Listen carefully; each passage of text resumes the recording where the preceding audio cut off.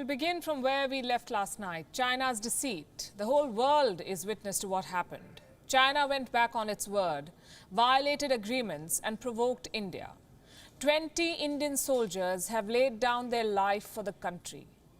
The headline has dominated global news. Tonight, let me turn it on its head. Dozens of Chinese soldiers reportedly killed as they tried to provoke India. By all accounts, China's casualties are much higher. And no, that does not take away from the loss of Indian soldiers. This is not about statistics, this is about human lives. Having said that, the Indian army responded when provoked and thwarted the opponent, and that's what counts. We can't give a number because it's China we're talking about. They're not famous for sharing correct figures. Not in the case of the Wuhan virus and not in the case of the Ladakh border. China won't confirm the deaths. But reports say the casualty figure for China may be as high as 35. The list includes a commanding officer of the P.L.A. This is something that we reported last night. Now, a US intelligence report is saying the same. This is their assessment too, that Indian troops gave a befitting reply to P.L.A. aggression. And now China is talking peace. They don't want any more flare-ups at the border, they say. We've heard this before, when the Chinese ambassador talked about the dance of the elephant and the dragon, not very long ago. China's words have to be followed by action, and they always fall short. Have their troops retreated? No, they haven't, if you go by the Chinese state media.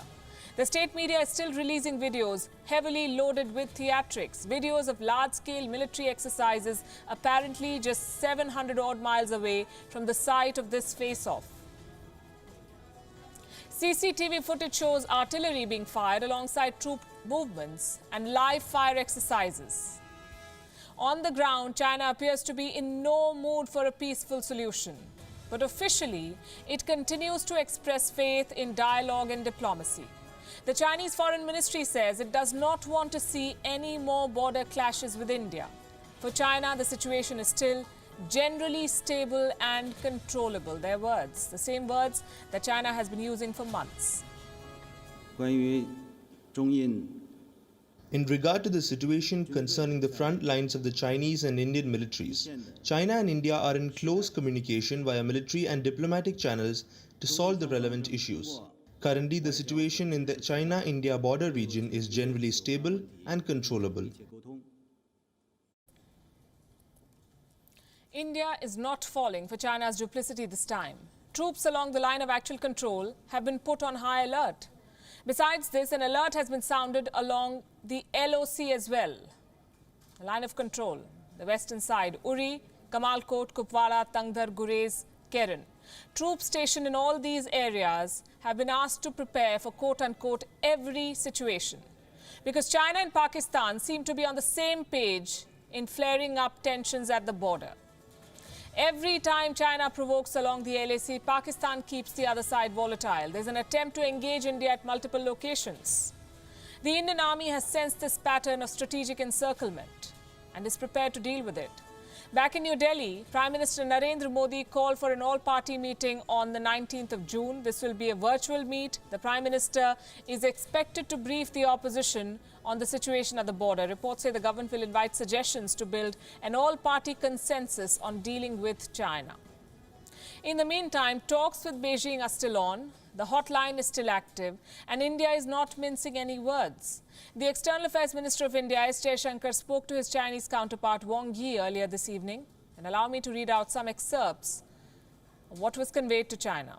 And I quote, "The Chinese side took premeditated and planned action that was directly responsible for the resulting violence and casualties. It reflected an intent to change the facts on the ground in violation of all agreements. The unprecedented development will have a serious impact on the bilateral relationship, and the need of the hour was for the Chinese side to reassess its actions and take corrective steps."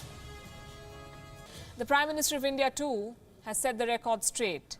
He has sent India's biggest message of intent to China. Prime Minister Modi today reaffirmed that India wants peace, but if provoked, India is capable of giving a fitting reply, and that the country's integrity and sovereignty remains a top priority. Bharat शांति चाहता है, लेकिन भारत उकसाने पर हर हाल में